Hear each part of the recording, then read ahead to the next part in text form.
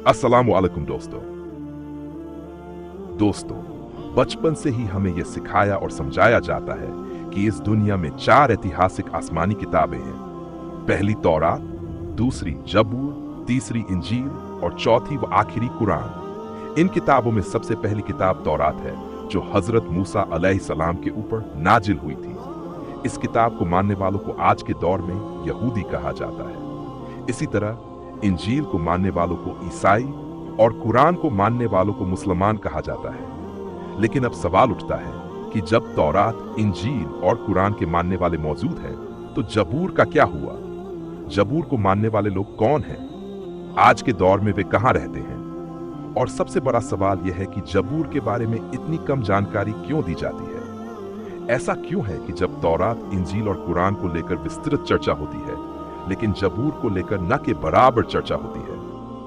क्या आज के समय में जबूर नाम की यह किताब कहीं मौजूद है भी या नहीं? और अगर मौजूद है तो वह किस हाल में है? उसमें क्या लिखा हुआ है? इन सभी सवालों के जवाब समझने से पहले यह जानना जरूरी है कि जबूर किस दौर में नाजिल हुई थी, किस पर नाजिल हुई थी और इसका उद्देश्य क्या था। यह बात उस दौर की है जब बनी इसराइल मिस्र के फिरौन की गुलामी में लगभग 66 साल से जकड़ी हुई थी। इस गुलामी से आजादी दिलाने के लिए खुदा की तरफ से बनी इसराइल में एक नबी और रसूल भेजे गए, हजरत मूसा सलाम। इन्हीं के ऊपर पहली मुकम्मल आसमानी किताब तौरात नाजिल की गई, जिसे आज हम तौरात के नाम से जानते हैं। हजरत मूसा अलैहिस्सलाम ने न सिर्फ बनी इसराइल को फिरौन से आजादी दिलाई, बल्कि उन्हें सहराए सीना, सिनाई का रेगिस्तान के रास्ते फिलिस्तीन की सरजमीन की ओर भी ले गए। ये वही सहराए सीना है जो दरियाए नील और फिलिस्तीन के बीच में पड़ता है। इस पूरी घटना का जिक्र कुरान में भी मौजूद है। आज के दौर में मिस्र मतलब कि इजिप्ट के नियंत्रण में आने वाला यह बड़ा रेगिस्तानी इलाका न केवल ऐतिहासिक महत्व रखता है, बल्कि धार्मिक दृष्टि से भी अत्यंत महत्वपूर्ण है। इसी इलाके में तूर पहाड़ के ऊपर हजरत मूसा अलैहिस्सलाम पर पहली आसमानी किताब तौरात नाजिल हुई। साथ ही बनी इसराइल को जन्नत का वह खाना भी नसीब हुआ जिसे मन्ना व सलवा कहा जाता है। मूसा अलैहिस्सलाम का दौर लगभग 1500 ईसा पूर्व का माना जाता है, यानी कि हजरत ईसा अलैहिस्सलाम से करीब 1500 साल पहले का।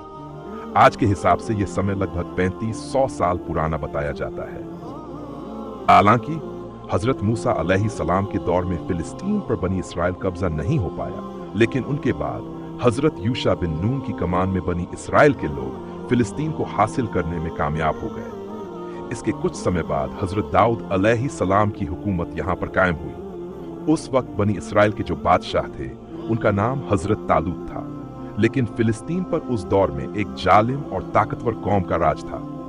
उनकी ताकत के आगे बनी इसराइल की स्थिति कमजोर थी और वे आर्थिक रूप से भी काफी गरीब थे। आखिरकार एक बड़ी जंग में इन दोनों का आमना सामना हुआ।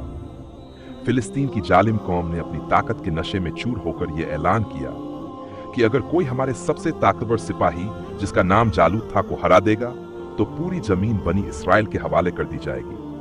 न केवल जमीन, बल्कि वह ताबूत सकीना भी उन्हें दे दिया जाएगा, जो बनी इसराइल के लिए अत्यंत पवित्र माना जाता था। इस ताबूत के अंदर हजरत मूसा अलैहिस्सलाम और हजरत हारून अलैहिस्सलाम जैसी बड़ी हस्तियों के तबरुकात, पवित्र निशानियां मौजूद। हजरत तालूत, जो बनी इसराइल के सरदार थे, उन्होंने अपनी कौम के सामने यह ऐलान किया कि तुम में से जो भी इंसान इस जालूत को हराएगा, मैं ना सिर्फ उसके साथ अपनी बेटी की शादी कर दूंगा, निकाह करा दूंगा, बल्कि वही बनी इसराइल का अगला बादशाह भी होगा। हजरत दाऊद अलैहिस्सलाम, जो उस दौर में काफी कम उम्र के थे और बकरियां चराया करते थे, वह फौरन आगे आ गए। उन्होंने न सिर्फ आगे आकर बहादुरी दिखाई, बल्कि एक ही वार में जालूत नाम के बड़े और खतरनाक इंसान को हरा दिया। जालूत इस वार से जमीन पर गिर पड़ा और मारा गया। नतीजा यह हुआ कि फिलिस्तीनी लोग जंग हार गए और उन्हें अपनी जमीन बनी इसराइल को देनी पड़ी। वादे के मुताबिक हजरत तालूत की तरफ से हजरत दाऊद अलैहिस्सलाम को बनी इसराइल का अगला बादशाह बनाया गया। हजरत दाऊद अलैहिस्सलाम ने इस इलाके पर एक अजीम और ताकतवर सल्तनत कायम की। याद रहे कि हजरत दाऊद अलैहिस्सलाम के दौर तक भी इन सभी लोगों की शरीयत वही थी जो हजरत मूसा अलैहिस्सलाम की शरीयत थी। ये लोग तौरात को फॉलो किया करते। हजरत दाऊद अलैहिस्सलाम ने पहली बार बनी इसराइल के लिए एक ऐसी इमारत तैयार करवाने की योजना बनाई जहां खास तौर पर इबादत की जा सके। इसी इमारत के अंदर उस ताबूत सकीना को भी रखा गया जो बहुत मुक़द्दस और पवित्र समझा जाता था। ये वही इमारत थी जिसे आज के दौर में हम हैकल सुलेमानी के नाम से जानते हैं। इस इमारत का नाम हैकल सुलेमानी इसलिए पड़ा क्योंकि इसकी बुनियाद भले ही हजरत दाऊद अलैहिस्सलाम ने रखी थी, लेकिन इसे मुकम्मल हजरत सुलेमान अलैहिस्सलाम ने करवाया था। तो हजरत दाऊद अलैहिस्सलाम के बेटे और इस सल्तनत के अगले बादशाह और अगले नबी भी थे। उन्हीं की निस्बत से इस बंगले का नाम हैकल सुलेमानी पड़ गया। याद रहे दोस्तों कि ये वही इमारत है जिसे आज के दौर में भी बहुत सारे यहूदी लोग थर्ड टेम्पल की शक्ल में एक बार फिर से बनाने का ख्वाब देखते हैं। हजरत दाऊद अलैहिस्सलाम वही पैगंबर हैं जिनके ऊपर दूसरी मशहूर आसमानी किताब जबूर नाजिल हुई थी। यहाँ पर गौर करने वाली और समझने वाली बात यह है कि जबूर के अंदर कोई नई शरीयत नहीं थी, बल्कि इसके अंदर सिर्फ और सिर्फ खुदा की हम्दो सना थी, मतलब कि खुदा की तारीफें बयान की गई थी। अब क्योंकि हजरत दाऊद अलैहिस्सलाम एक ऐसे मशहूर पैगंबर थे जिन्हें खुदा ने कुछ मोजाजे चमत्कार दिए थे, जैसे कि वह अपने हाथ से लोहे को नरम कर दिया करते थे। साथ ही उन्हें बेहद खूबसूरत आवाज भी दी गई थी। वह जिस खूबसूरत अंदाज और आवाज में खुदा की हम्दो सना किया करते थे, इतिहास में न तो पहले किसी ने ऐसा किया था और न ही कोई बाद में कर पाया। जबूर नाम की इस किताब के नाजिल होने के बाद बनी इसराइल को बाकायदा खुदा की हम्दो सना और इबादत करने का तरीका सिखाया गया। जब भी हजरत दाऊद अलैहिस्सलाम अपनी आवाज में जबूर की तिलावत किया करते थे तो तमाम पहाड़, आसमान, नदियां वगैरह आपके साथ झूमने लगते थे। इंसान तो इंसान, परिंदे भी आपकी तिलावत को सुना करते थे। लोगों को ऐसा महसूस होता था मानो वे दुनिया में ही जन्नत की आवाज सुन रहे हों।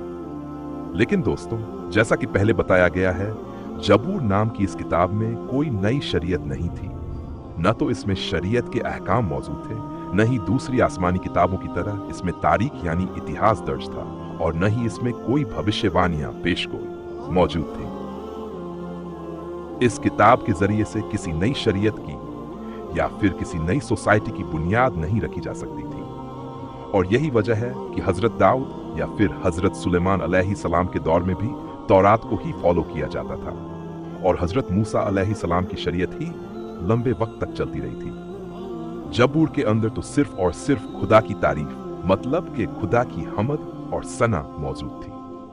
हजरत दाऊद अलैहिस्सलाम के चले जाने के बाद वह खास और खूबसूरत आवाज तो नहीं रही, मगर जबूर का जो कलाम था वह यहूदियों के पास मौजूद रहा, और उसको वह खुदा की इबादत के लिए हैकल सुलेमानी में पहले भी पढ़ा करते थे और आज भी पढ़ते हैं। हाँ, वो बात अलग है कि लंबा वक्त गुजर जाने की वजह से और पीढ़ी दर पीढ़ी गुजर जाने की वजह से वह कलाम आज अपनी हालत में मौजूद नहीं है। ना तो वह कंप्लीट है, और जो मौजूद भी है उसमें भी जाहिर है काफी कुछ बदल चुका है। दोस्तों, आप लोगों ने अक्सर बातचीत में ओल्ड टेस्टामेंट या फिर न्यू टेस्टामेंट वगैरह का नाम काफी सुना होगा, तो मैं आपको बता दूं कि हजरत मूसा अलैहिस्सलाम के ऊपर नाजिल होने वाली किताब तौरात और उनसे पहले के भी जो नबी और रसूल थे कि जिनके ऊपर खुदा की तरफ से कुछ सहीफे वगैरह नाजिल किए गए थे, उन सबको मिलाकर और हजरत दाऊद अलैहिस्सलाम पर नाजिल होने वाली किताब जबूर को भी मिलाकर इन सारों को ही ओल्ड टेस्टामेंट का नाम दिया जाता है। इसी तरह से हजरत ईसा अलैहिस्सलाम के ऊपर नाजिल होने वाली किताब इंजील और उनके हवारियों के खतूत या उनसे मिली जुली जो कुछ और किताबी नुस्खे हैं, उन सबको मिलाकर न्यू टेस्टामेंट का नाम दिया जाता है। दोस्तों, अब आप लोगों को समझ आ चुका होगा कि आखिर आज के दौर में हम लोगों को जबूर को फॉलो करने वाले लोग क्यों नहीं दिखाई देते हैं। क्योंकि जबूर कोई शरीयत की किताब नहीं है। उसके अंदर तो खुदा की हम्दो सना बयान की गई है और खुदा की इबादत और खुदा की तारीफ तो जाहिर है दुनिया का लगभग हर मजहब और हर फिरका करता है। फिलहाल बात करें अगर इतिहास की, तो हजरत दाऊद अलैहिस्सलाम और हजरत सुलेमान अलैहिस्सलाम के चले जाने के बाद बनी इसराइल मतलब यहूदियों में धीरे धीरे बिगाड़ आने लगा। ये लोग जादू टोना, सूदखोरी और जुल्म वगैरह में पड़ गए थे। इसके अलावा ये लोग पैसों के बदले या फिर अपने जरा से फायदे के लिए तौरात वगैरह में बदलाव भी करने लगे थे। नतीजा ये हुआ कि इन लोगों की इस्लाह के लिए इन्हीं में से एक आखिरी पैगंबर हजरत ईसा अलैहिस्सलाम को भेजा गया। उनके ऊपर भी एक किताब नाजिल हुई जिसे इंजील के नाम से जाना जाता है। याद रहे, इस किताब के जरिए से यह एक नई शरीयत थी। मगर यहां पर भी गौर करने वाली बात यह है कि इस नई शरीयत में भी हजरत मूसा अलैहिस्सलाम की शरीयत से काफी समानताएं थीं। मतलब इस किताब के अंदर ज्यादातर उन्हीं चीजों पर जोर दिया गया था और उन्हीं चीजों के अहकाम आए थे जिन चीजों को लेकर बनी इसराइल में बिगाड़ आ चुका था, या फिर जिन चीजों में वो लोग गलत काम कर रहे थे। फिलहाल दोस्तों, आज की अपनी वीडियो को हम यहीं पर खत्म करते हैं। वीडियो पसंद आई हो तो इसे लाइक करें और अपने दोस्तों के साथ जरूर शेयर करें। इसी तरह की नॉलेजेबल और हिस्टोरिकल वीडियोस हमेशा देखने के लिए हमारे चैनल को सब्सक्राइब करें और साथ ही बेल आइकन को भी जरूर प्रेस करें।